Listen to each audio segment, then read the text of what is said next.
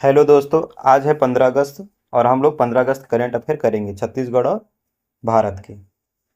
तो आप सभी को स्वतंत्रता दिवस की हार्दिक शुभकामनाएं सीजीपीएससी आईक्यू के चैनल की ओर से। और ये है हमारा टेलीग्राम चैनल जहां डेली आपको पीडीएफ प्रोवाइड करा दिया जाता है हिंदी और इंग्लिश दोनों में। तो चलिए हम लोग करंट अफेयर देखते हैं आज के छत्तीसगढ़ के। ये है पहला, राज्य में एआई डेटा सेंटर सेज और टेक्सटाइल पार्क बनाए जाएंगे। तो हम लोग देख लेते हैं ये सेज, पहले तो देख लेते हैं सेज क्या होता है। ठीक है, तो ये होता है, यह एक ऐसा क्षेत्र होता है, विशेष रूप से भौगोलिक क्षेत्र होता है परिभाषित, ठीक है, जहां देश के सामान्य आर्थिक व व्यापारिक कानून लागू नहीं होते, बल्कि व्यापार करने और निवेश करने और उद्योग लगाने के लिए टैक्स में छूट दी जाती है ताकि निर्यात को बढ़ावा मिल सके। ये सेज होता है। तो कुल निवेश देखते हैं इसके तहत। तो छत्तीसगढ़ को कुल 8.22 लाख करोड़ के निवेश प्राप्त मिले हैं, यानी कि प्राप्त हुए प्रस्ताव। ओके। नीति देखिए, औद्योगिक नई औद्योगिक विकास नीति 2024 से 2030 तक, ये विशेष तौर पर याद रखिएगा, ये बहुत इंपॉर्टेंट है। 2024 से 2030 के तहत उद्देश्य क्या है देखिए, छत्तीसगढ़ को सिर्फ खनिजों वाला राज्य रहने की बजाय विनिर्माण और सेवा क्षेत्र का बड़ा केंद्र बनाना, या यानी ग्लोबल हब बनाना। ओके। इसमें इलेक्ट्रॉनिक को भी बढ़ावा दिया जाएगा, ठीक है, आईटी सेक्टर को, ये सब शामिल होंगे। आगे देखते हैं नेक्स्ट टॉपिक। ये है हरेली पक्षी महोत्सव। तो आयोजन कहाँ हुआ है इसका? जगदलपुर बस्तर में, याद रखिएगा। थीम क्या है? नागरिक विज्ञान इको टूरिज्म। ठीक है, तो हरेली त्योहार से संबंधित है ये, है ना। तो ये है पक्षियों की गणना, पहचान, उनके संरक्षण, इसका उद्देश्य है। ठीक है। देखते हैं तीसरा, आलोर की लिंगई माता। तो ये कहाँ है? फरसगांव कोंडा गांव के ग्राम आलोर में, और गुफा में स्थित शिवलिंग की पूजा लिंगई माता के रूप में की जाती है। विशेष तौर पर याद रखिएगा, शिवलिंग है, ठीक है, उसकी पूजा लिंगई माता के रूप में की जाती है। नेक्स्ट करेंट देखते हैं, ये बहुत ज़्यादा इंपॉर्टेंट है, अनूप रंजन पांडे। तो इनको क्या मिला है? संगीत नाटक अकादमी। ठीक है, ये 2025 के लिए मिला है ना, 2026 के लिए नहीं, 2025 के लिए, विशेष तौर पर याद रखिएगा। सम्मानकर्ता राष्ट्रपति द्रौपदी मुर्मू, नई दिल्ली में। और ये प्रसिद्ध संस्कृत कर्मी और रंगकर्मी है, ठीक है, अनूप रंजन पांडे। अब देखिए ये क्या है, अनूप रंजन पांडे है जो छत्तीसगढ़ के योगदान और संकलन, छत्तीसगढ़ के 2500 लोकगीत और लोक गाथा का संकलन किए हैं। ठीक है, इसके तहत 150 नाचा के नकल प्रहसन भी किए हैं और 175 लोक वाद्य यंत्र, जिसमें से 80 वाद्य यंत्र घासीदास संग्रहालय को सौंपे हैं। आगे देखते हैं हम लोग नेक्स्ट। हाँ, इसी के आगे देखते हैं इन्होंने कौन सी संस्था का गठन किया है। तो ये याद रखिएगा, बस्तर बैंड की स्थापना करता है ये। इन्होंने अभियान चलाया था बंदूक छोड़ो और ढोल पकड़ो, और ये चिन्हारी रंगमंडल के निदेशक हैं वर्तमान। अवार्ड इनको प्राप्त हो चुके हैं पद्मश्री 2019 और दाऊ मंदराजी लोक कला सम्मान से भी नवाजा जा चुका है। तो याद रखिएगा, ये बहुत ज़्यादा इम्पॉर्टेंट है। आगे चलते हम लोग, संगीत नाटक अकादमी पुरस्कार 2024 और 25 के लिए किया है। तो क्या होता है? अकादमी फेलोशिप, ठीक है। तो 7 कलाकारों का चयन किया गया है इसके तहत। अकादमिक पुरस्कार विभिन्न विधाओं हेतु 108 कलाकारों का चयन किया गया है। अब हम लोग आगे देखते हैं, ये है वैश्य टेकरी साइट। तो ये कहाँ है बोलेंगे तो उज्जैन में, मध्य प्रदेश। और ये क्या है, घटनाक्रम क्या है इसका? पुरातत्व विभाग द्वारा उत्खनन फिर से शुरू किया गया। 1938-39 में जहरीली गैस रिसाव कारण खुदाई को रोक दिया गया था। ठीक है, और ये संबंध है मौर्य काल का एक विशाल बौद्ध स्तूप है ना, उससे संबंधित है।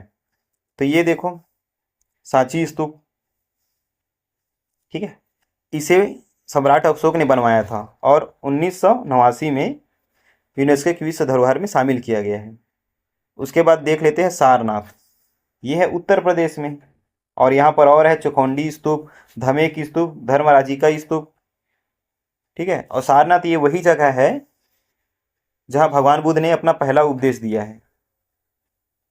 ठीक है, और इसे धर्मचक्र प्रवर्तन कहते हैं। ठीक, आगे बढ़ते हैं।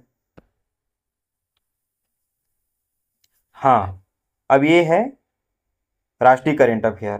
तो वीओ चिदम्बरनार बंदरगाह स्थान का है तुतुकोरिन तमिलनाडु में।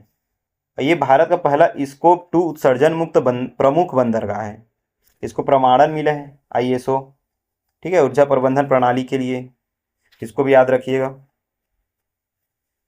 उसके बाद हम लोग बात करते हैं, हाँ, ये स्कोप 2 उत्सर्जन मुक्त क्या होता है इसको देख लीजिए। तो इसका यह अर्थ होता है कि बंदरगाह ग्रिड से खरीदी जाने वाली बिजली की जगह पूरी तरह नवीनीकरण ऊर्जा जैसे सौर ऊर्जा, पवन ऊर्जा का उपयोग करते हैं और शून्य कार्बन उत्सर्जन का लक्ष्य हासिल कर चुके हैं ना, इसलिए इसको स्कोप 2 के तहत बोला जाता है। देखते हैं एशिया का पहला डेजर्ट थीम नाइट सफारी। ये क्या है? नाइट सफारी है ना, डेजर्ट नाइट सफारी। तो क्या होगा? इस सफारी का मुख्य उद्देश्य है मरुस्थलीय जीवों और वन्य जीवों को उनके प्राकृतिक आवास में दिखाना है, जो मुख्य रूप से रात में सक्रिय होते हैं। ये स्थान का है गुजरात में और 103 हेक्टेयर में फैला है। ये विशेषता क्या है देखिए, यहाँ 83 प्रजातियों के लगभग 2700 जीव मिलते हैं, जिसमें चिंकारा, काला हिरण, एशियाई शेर, अफ्रीकी चीता, ये सब मिलते हैं। नेक्स्ट टॉपिक की ओर बढ़ते हैं। ये अमेरिका में 15 अगस्त इंडिया इंडिपेंडेंस डे की घोषणा की गई है कुछ शहर में। तो ये अमेरिका का न्यूयॉर्क और न्यू जर्सी में। उसके बाद नेक्स्ट टॉपिक देखते हैं, वाइब्रेंट विलेज प्रोग्राम। ये कौन सा? सेकेंड नंबर का है और ये फर्स्ट वाला हो गया है, प्रथम चरण का, ठीक है। तो ये इसका उद्देश्य क्या है? तो इसका उद्देश्य है सीमावर्ती गांवों को बुनियादी ढांचा मजबूत करना, जैसे चीन और अन्य देशों की अंतर्राष्ट्रीय सीमाओं पर बसे सुदूर गांव जो होते हैं ना, उनके पलायन को रोकना। और इसका बड़ा उद्देश्य ये भी है कि सड़क, बिजली, इंटरनेट मजबूत करना, ठीक है, जिसकी सीमा की सुरक्षा बढ़ सके, ठीक है। अभी जो सेकेंड वाला चल रहा है उसमें कवरेज होगा 17 राज्य और यूटी के 1954 गाँव। और इसका पहला चरण कब मनाया गया था देखो, यानी कि स्टार्ट किया गया था 10 अप्रैल 2023 को किबुथु अरुणाचल प्रदेश से शुरू किया गया था। देखते हैं नेक्स्ट टॉपिक, उदार शक्ति 2026। तो ये भारत और मलेशिया के बीच द्विपक्षीय वायु अभ्यास है। विशेष तौर पर याद रखें कि ये है वायु अभ्यास, ठीक है। कहाँ होगा? मलेशिया में। इसके डेट उतना याद नहीं रखना है। और भारतीय भागीदार 4 राफेल C-17 ग्लोब मास्टर और 83 सैन्यकर्मी, ठीक है, भाग लेंगे। ये है। उसके बाद बात करते हैं विभाजन विभीषिका स्मृति दिवस। तो ये क्या है? हाँ, ये तिथि 14 अगस्त 2026 को पूरे देश में मनाया गया। तो इसकी शुरुआत कब किया गया था? 2021 में। ओके। और इसका उद्देश्य क्या था? 1947 में भारत के विभाजन के दौरान जो विस्थापित हुए थे और जो जान गंवाने वाले थे, अमानवीय पीड़ा जो सहे थे, उन लाखों लोगों के बलिदान और दर्द को याद करना, ये इसका उद्देश्य है। नेक्स्ट देखते हैं, ये सिकुनला दर्रा या टनल, ठीक है। तो ये कहाँ है? केलांग, लाहौल स्पीति, हिमाचल प्रदेश। याद रखिएगा हिमाचल प्रदेश में। ऐसे मेंस में पूछते हैं, ठीक है, कुछ टनल वनल बना रहता है, उसको 2 नंबर के में पूछ देते हैं, तो हम लोग इसीलिए देख रहे हैं इसको। विशेषता, दुनिया की सबसे ऊंची डबल लेन ट्रैफिक टनल है, ठीक है। और इसका निर्माण किसने किया है? सीमा सड़क संगठन ने। और ये जिस यानी कि प्रोजेक्ट तहत किया गया उसका नाम ही प्रोजेक्ट योजक है। ओके, प्रोजेक्ट योजक। उसके बाद नेक्स्ट टॉपिक ये है Hurun India most valuable family business 2026। तो शीर्ष स्थान अंबानी परिवार को पहला स्थान प्राप्त हुआ है, ठीक है। तो आप अपने दोस्तों को हमारे चैनल को शेयर करिएगा, ठीक है। मिलते हैं अगले करेंट अफेयर के साथ। धन्यवाद।